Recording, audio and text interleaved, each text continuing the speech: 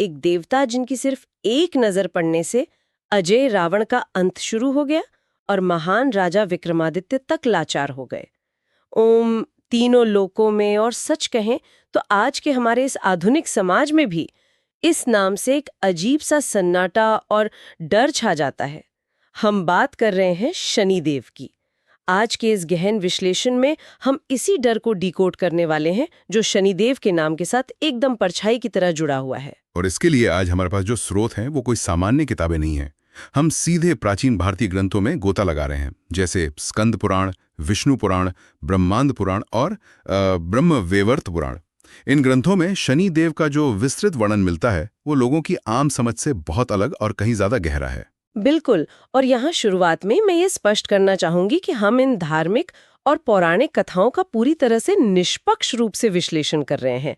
मतलब हमारा उद्देश्य यहाँ किसी मान्यता की सत्यता को प्रमाणित करना या खारिज करना बिल्कुल नहीं है। सही कहा। हम बस स्रोत सामग्री में मौजूद इन अद्भुत कहानियों, उनके प्रतीकों और उनके पीछे छिपे उस जीवन दर्शन को समझने की कोशिश कर रहे हैं जो सदियों से चला आ रहा है। हाँ, और ये निष्पक्षता बहुत आवश्यक भी है, क्योंकि जब हम इन ग्रंथों का अध्ययन करते ना तो पाते हैं कि शनिदेव को केवल एक विनाशक के रूप में नहीं देखा गया है, बल्कि वे कर्मों का हिसाब रखने वाले एक बेहद सख्त और निष्पक्ष ब्रह्मांडीय न्यायाधीश हैं। मतलब एक कॉस्मिक जज। कॉस्मिक जज। और यहीं से मेरे दिमाग में एक बहुत ही रोचक विरोधाभास पैदा होता है। मतलब स्रोत बताते हैं कि यमराज मृत्यु के बाद लोगों के कर्मों का हिसाब करते हैं, लेकिन शनिदेव जीते जी लोगों के कर्मों को सुधारने वाले एक शिक्षक हैं। बिल्कुल। वो विनाश नहीं करते, बल्कि एक तरह से ऑडिट करते हैं। अगर मैं इसे आज के परिप्रेक्ष्य में देखूं तो शनिदेव की कार्यप्रणाली मुझे किसी बहुत ही सख्त सरकारी टैक्स ऑडिटर की तरह लगती है। टैक्स ऑडिटर, ये तुलना बहुत दिलचस्प है। और स्रोत में जो उनके स्वरूप का वर्णन है वो इस बात की पुष्टि भी करता है। अगर हम शुरुआत करें तो नवग्रहों में शनिदेव 7वें ग्रह हैं और उन्हें शनैश्चर कहा जाता है। शनैश्चर। हाँ, शनि का अर्थ है धीरे और चर का अर्थ है चलने वाला। तो खगोल विज्ञान के नजरिए से भी और इन ग्रंथों के अनुसार भी वे सबसे धीमी गति से चलने वाले ग्रह हैं। मतलब एक राशि को पार करने में उन्हें लगभग 2.5 साल का समय लगता है। यही तो मैं कह रही हूँ, एक टैक्स ऑडिटर बहुत धीरे धीरे काम करता है। 2.5 साल मतलब कोई जल्दबाजी नहीं। वो हर एक फाइल यानी लोगों के हर एक कर्म को बहुत बारीकी से खंगालता है। हाँ, बिल्कुल। आप उससे कुछ भी छपा नहीं सकते। कोई इंसान समाज में कितना भी बड़ा हो, उसकी इमेज कितनी भी अच्छी हो, लेकिन जब वो अपनी रिपोर्ट सामने रखता है तो उसमें एक एक पाई का पूरा हिसाब होता है। कोई रियायत नहीं, कोई पक्षपात नहीं। ये एक बहुत ही सटीक उपमा है। और अगर हम उनके प्रतीकों पर ध्यान दें तो ये ऑडिटिंग वाली बात और भी गहरी हो जाती है। ग्रंथों में शनिदेव का रंग काला बताया गया है, उनका वाहन कौवा है, उनका प्रिय धातु लोहा है और रत्न नीलम है। और अक्सर लोग इन चीजों को अशुभ मानते हैं। बिल्कुल, सदियों से समाज ने काले रंग या कौवे को अशुभ मान लिया है। लेकिन स्रोत कहते हैं कि उनका काला रंग अंधेरे या बुराई का नहीं बल्कि गहराई का प्रतीक है। काला रंग सभी रंगों को सोख लेता है, जैसे वो हर कर्म को अपने भीतर समाहित कर लेते हैं। अरे वाह, ये तो बहुत गहरा अर्थ है। और कौवा, मतलब कौवे को तो हम अक्सर कर्कश और परेशान करने वाला पक्षी मानते हैं। देखिए, कौवा अपनी पैनी नजर और असाधारण बुद्धिमानी के लिए जाना जाता है। इस ऑडिटर की नजर से कोई भी फर्जी रसीद या छिपा हुआ बुरा कर्म बच नहीं सकता। अच्छा, इस नजरिए से तो मैंने कभी सोचा ही नहीं था। हाँ, और जहां तक लोहे की बात है तो लोहा कठोर परिश्रम, संघर्ष और मजबूती का प्रतीक है।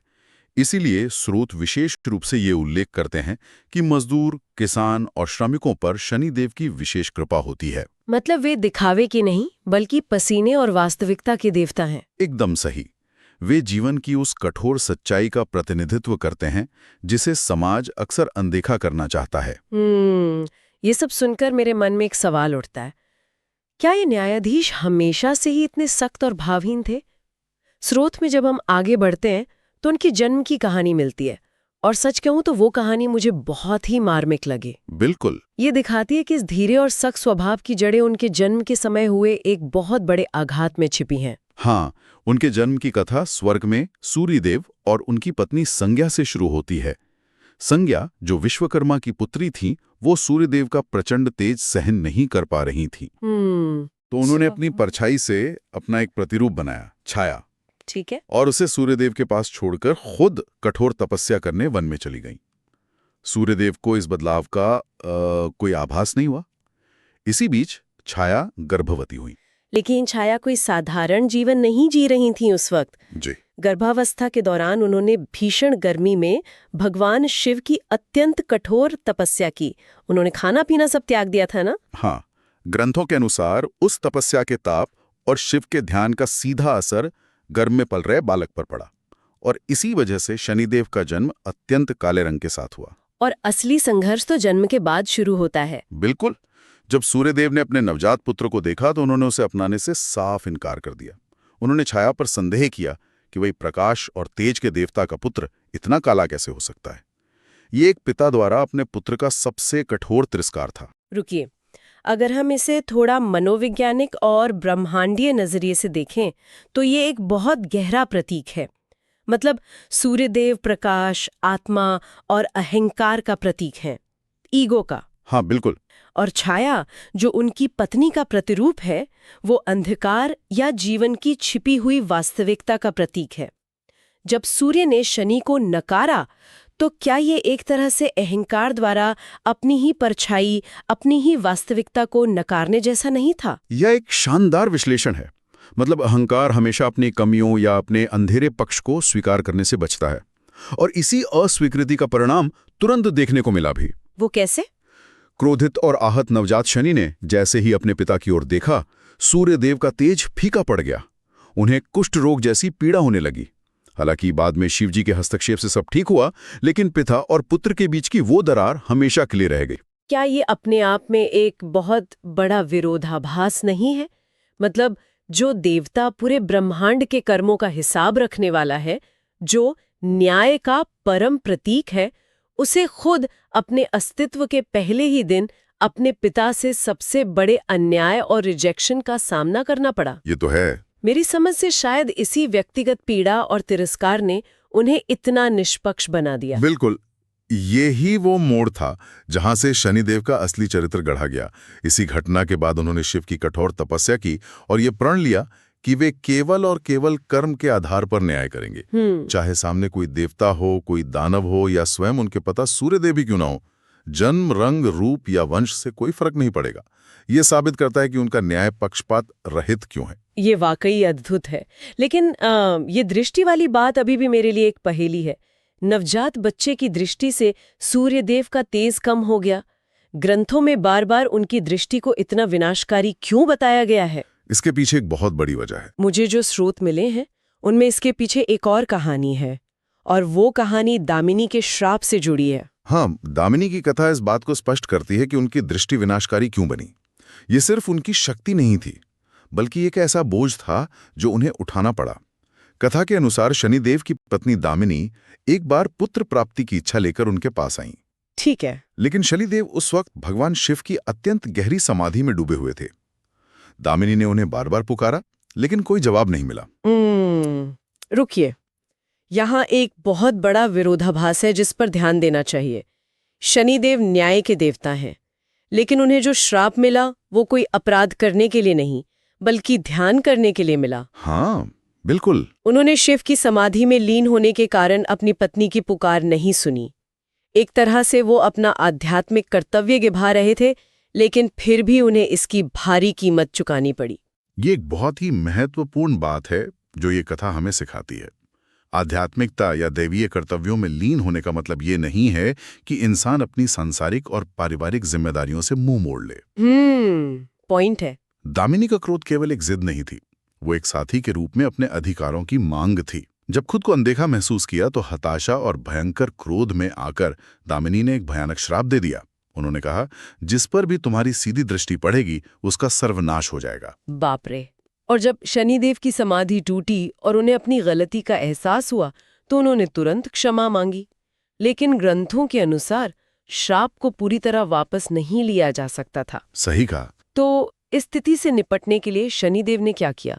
उन्होंने अपना सिर हमेशा के लिए नीचे झुका लिया। बिल्कुल, और यही कारण है कि आज भी शनिदेव की मूर्तियों में या चित्रों में उन्हें हमेशा नीचे की ओर देखते हुए दर्शाया जाता है। मतलब ये एक ऐसी सुपर पावर की तरह है जिसे आप कभी नहीं चाहते थे। अक्सर लोग जब मंदिर जाते हैं और शनिदेव की मूर्ति को नीचे देखते हुए पाते हैं तो उन्हें लगता है कि देवता क्रोधित हैं। हाँ, ये बहुत आम गलतफहमी है। लेकिन वास्तव में ये उनकी सबसे बड़ी करुणा है। वो खुद अपनी नजरों को बांध कर रख रहे हैं, अपना मस्तक झुका कर रख रहे हैं ताकि दुनिया को उनकी अपनी ही विनाशकारी दृष्टि से बचाया जा सके। ये कहानी शनिदेव के चरित्र को पूरी तरह से एक खलनायक से एक परोपकारी देवता में बदल देती है। ये शक्ति का प्रदर्शन नहीं, बल्कि शक्ति पर संयम का सबसे बड़ा उदाहरण है। वो अपने श्राप का बोझ खुद उठाते हैं ताकि सृष्टि सुरक्षित रहे। लेकिन नियम तो नियम है ना। क्या होता है जब ये झुकी हुई दृष्टि जो सबको बचाना चाहती है ब्रह्मांड के सबसे बड़े अहंकारियों से टकराती है? यहाँ स्रोत हमें रावण और हनुमान जी की उस प्रसिद्ध कथा की ओर ले जाता है। रावण? हाँ, रावण जो लंका का अजेय सम्राट था, जिसका अहंकार शायद हिमालय से भी बड़ा था। रावण की कथा ब्रह्मांडीय नियमों के सामने व्यक्तिगत अहंकार के पतन का सबसे बड़ा उदाहरण है। स्रोत के अनुसार रावण चाहता था कि उसका पुत्र मेघनाथ अजेय और अमर हो।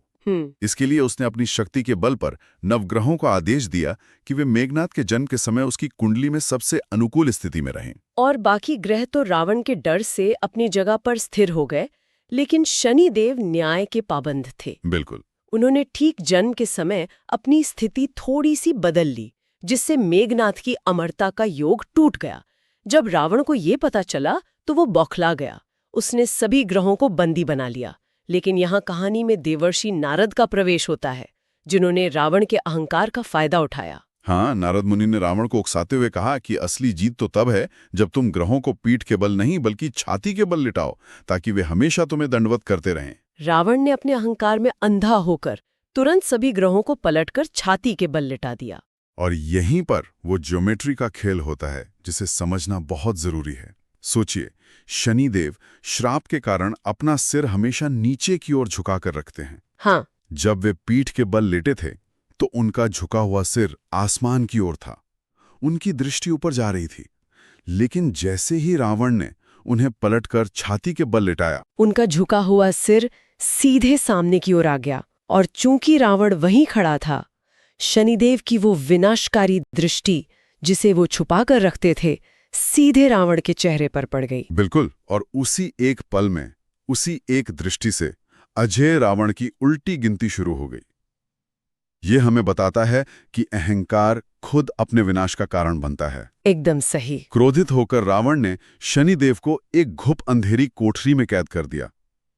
वर्षों बाद जब हनुमान जी माता सीता की खोज में लंका आए, तब उन्होंने शनिदेव को आजाद किया।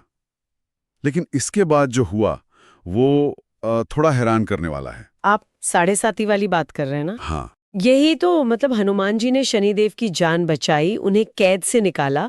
कोई सामान्य स्थिति होती तो कहा जाता, आपने मेरी जान बचाई, अब से आप मेरे मित्र हैं। सही बात है। लेकिन शनिदेव ने हनुमान जी से कहा, मुझे तुम पर 7.5 लगानी पड़ेगी।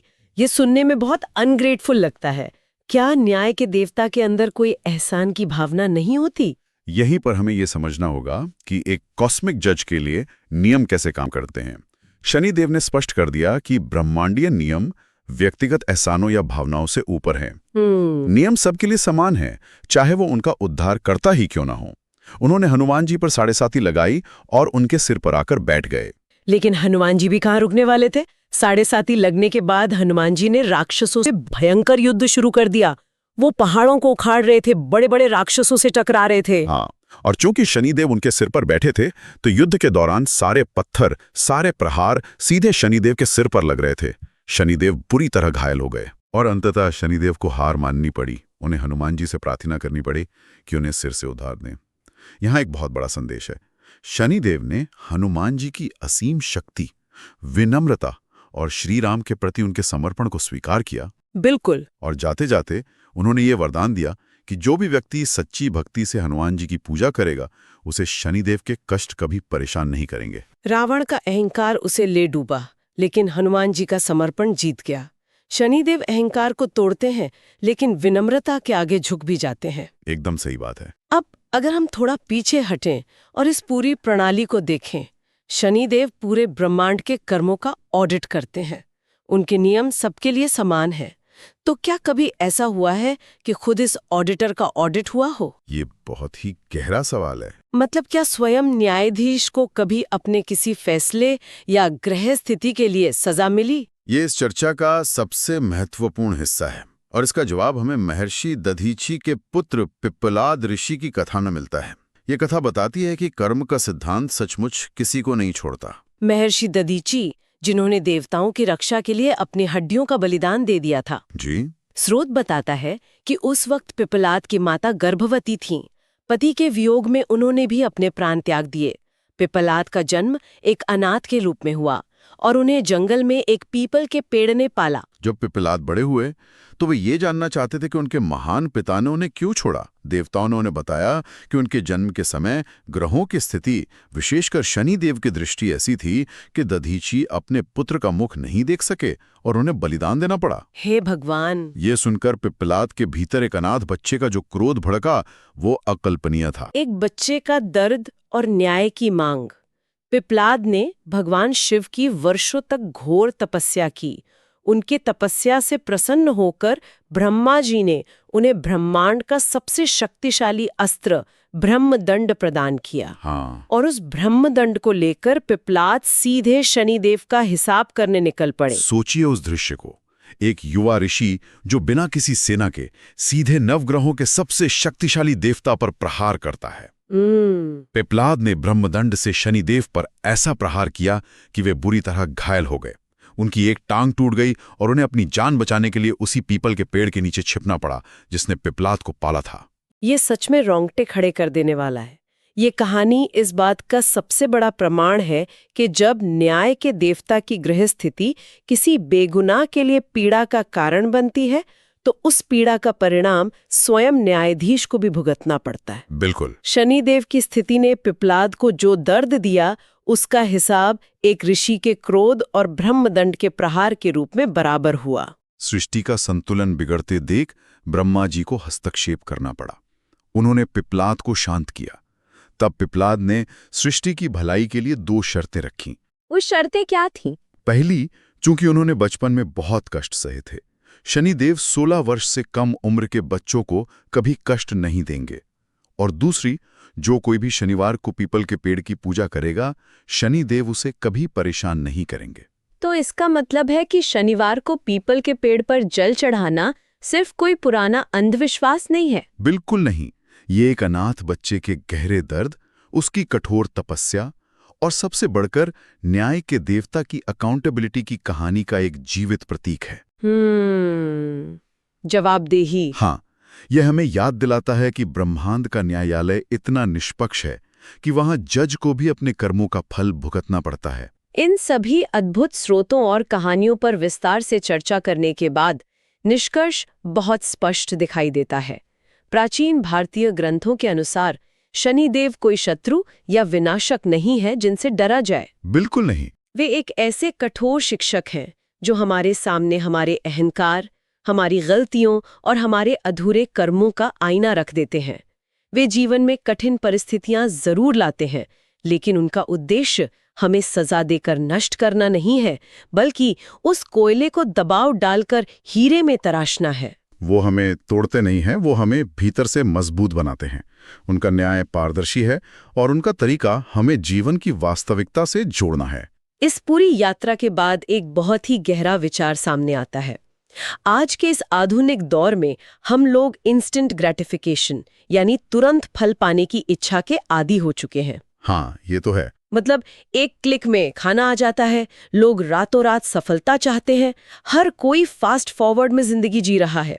लेकिन दूसरी तरफ है शनिदेव, जिनका न्याय और समय चक्र 2.5 साल की धीमी और विस्तृत गति से चलता है। बिल्कुल। तो क्या ये सोचने वाली बात नहीं है कि आज के समय में लोगों के जीवन में जो सबसे बड़े तनाव और परेशानियां आती हैं, क्या वो सिर्फ इसलिए हैं क्योंकि हम प्रकृति और कर्म के उस धीमे, स्थिर और विस्तृत समय चक्र के खिलाफ बहुत तेज भागने की कोशिश कर रहे हैं? बहुत मुमकिन है। शायद अगर हम रुककर अपने कर्मों को उस धीमी और स्थिर गति से देखने लगें तो वो ब्रह्मांडीय न्याय डरावना नहीं बल्कि हमें सबसे सुरक्षित महसूस होगा। बिल्कुल। यहीं पर हम आज की इस चर्चा को विराम देते हैं। उन प्राचीन पन्नों में जो ज्ञान छिपा है वो आज भी हमारे जीवन को दिशा दे सकता है। बस जरूरत है उसे सही नजरिए से देखने की।